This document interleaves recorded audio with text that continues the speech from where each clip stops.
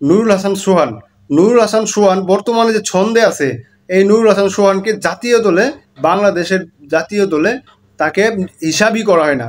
এই নুরুল হাসান সোহান এর আগের বছরে গ্লোবাল টি-20 যে লিগটা আছে এখানে কিন্তু রংপুর রাইডার্সকে ফাইনাল জিতিয়েছে, এবং বিপিএলে তার যে অসাধারণ পারফরমেন্স তাটা কিন্তু মুগ্ধ করার মতো। এরপরেও এ দলে খেলে নুরুল হাসান সোহান সেঞ্চুরি, এবং ডিভিশনে, বাংলাদেশে যে ডিভিশনের খেলাগুলো হয় এখানে এগুলোতে সেঞ্চুরি পেয়েছে। তো জাতীয় দলে নুরুল হাসান সোহানের মতো ট্যালেন্টদের জাতীয় দলে নেওয়া হচ্ছে না কেন? তিনি তো ভালো ফিনিশার, উইকেট কিপার, তিনি ভালো ক্যাপ্টেন। তো নুরুল হাসান সোহানের মতো ট্যালেন্টরা যদি দলে চান্স না পায়, আসলে সত্যি কথা কি ভাই জানেন, বাংলাদেশের ক্রিকেটে আসলে বাংলাদেশে যারা সুযোগ পায় নাই তাদেরকে অবশ্যই ক্রিকেট ছেড়ে দেওয়া উচিত।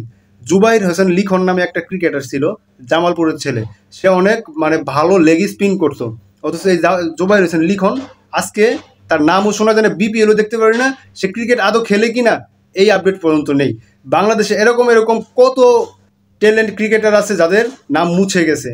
সো বাংলাদেশ ক্রিকেট বোর্ডের উন্নতি বা বাংলাদেশের ক্রিকেটাররা কীভাবে উন্নতি করবে, এটাই আমার বুঝে আসে না।